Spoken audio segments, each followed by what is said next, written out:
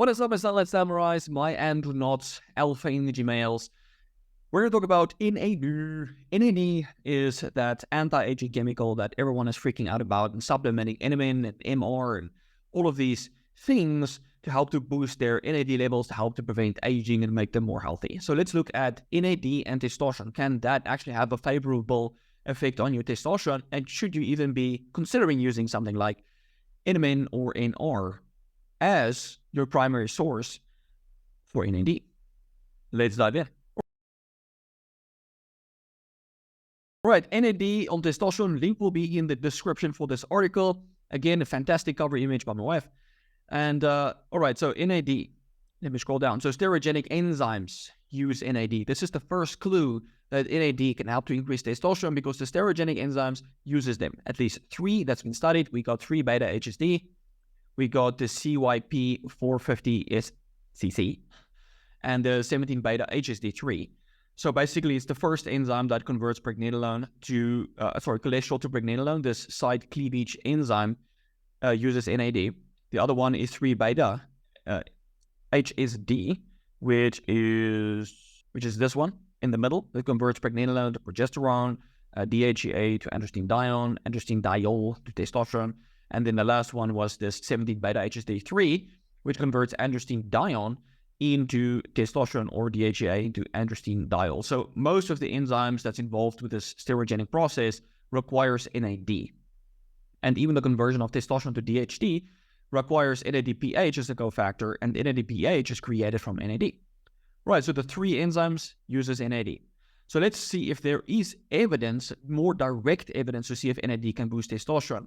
So this was quite fascinating, is that BPA can displace NAD and lower testosterone. So BPA is an endocrine disrupting chemical, and it lowers testosterone by inhibiting the steroidogenic enzymes that create testosterone. So BPA competes with NAD as a cofactor at various steroidogenic enzymes such as 3 beta HSD, thus preventing proper conversion. So if you don't have enough NAD to help the enzyme to work, you're going to get a drop in testosterone.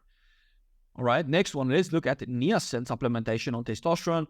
So they gave rats low dose, because that's what animal studies all consist of. They never use low dose, but they use low dose, which is equivalent to 13 grams for a 100 kilogram guy.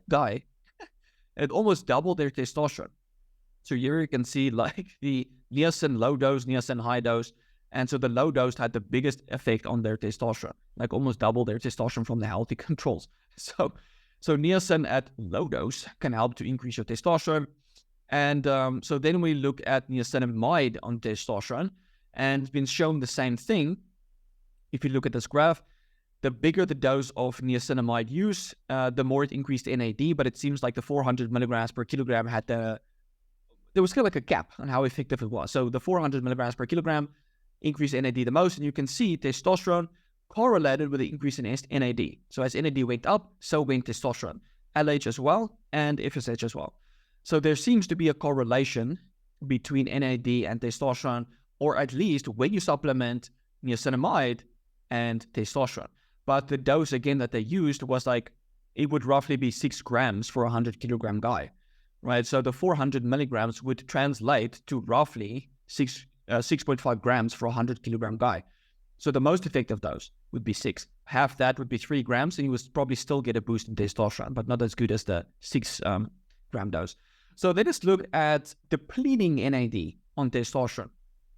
So this was quite interesting. Not the best study of them all, but let's just roll with it. So basically, they inhibited the conversion of tryptophan into NAD. So these mice, they weren't able to create their own B3 from tryptophan, so they basically couldn't make their own NAD, and so this is what happened. So compared to the group that got B3, both groups had the same level of testosterone. So despite not being able to make it, and despite supplementing it, basically there wasn't a change in testosterone levels, and depleting NAD didn't lower testosterone, at least in this study. As I mentioned, it was not the best study of them all, but maybe it could give us some insight. And the NAD-depleted mice had very shrunken testes, and they became infertile over time, despite having normal testosterone. So that was quite interesting. And the reason why this happened is because retinol started to build up. So retinol is extremely important for fertility and testosterone production.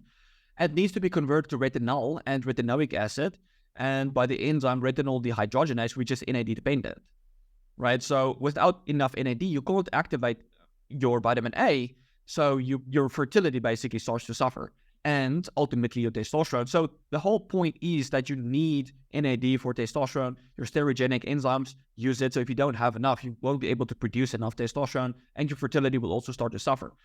But the whole point is that it's not just niacinamide or vitamin B3 or NAD, because everything works together in synergy. You need all of the vitamins and minerals, they interact.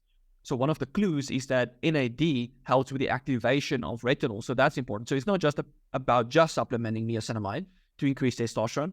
You want to be eating a diet that contains all of the micronutrients. That's going to be most helpful for increasing your testosterone. So point being, NAD is important, but you don't necessarily need NMN or NR to do it, as long as you can get a boost in NAD. And niacinamide actually is quite effective at boosting NAD. And it's one of the cheapest ones out there. And the way I like to use niacinamide is when you combine in 1-to-1 ratio niacinamide with betaine, because niacinamide can start to deplete your methyl donors. So that's why you add the betaine to prevent that from happening. But if you use small doses, like 100 milligrams or so, you don't really need the betaine. Just add in a couple of eggs and should help to prevent that. But the more you use of niacinamide, the more you will need to use betaine. And higher doses of niacinamide can have a lot of benefits, like helping with sleep quality, energy, anti-anxiety, antidepressant, helping to lower excess serotonin, the excess serotonin antagonist. And so it does have a lot of benefits and can help to increase your testosterone. And maybe as an experiment, you can start to use like a really high dose, like 3 grams, just as an experiment, not something long-term, and use betaine with it and see what kind of effect it has on your androgenic feelings and on your testosterone as well. Alright guys, I hope this video was helpful, and I will check you in the next one. Cheers guys.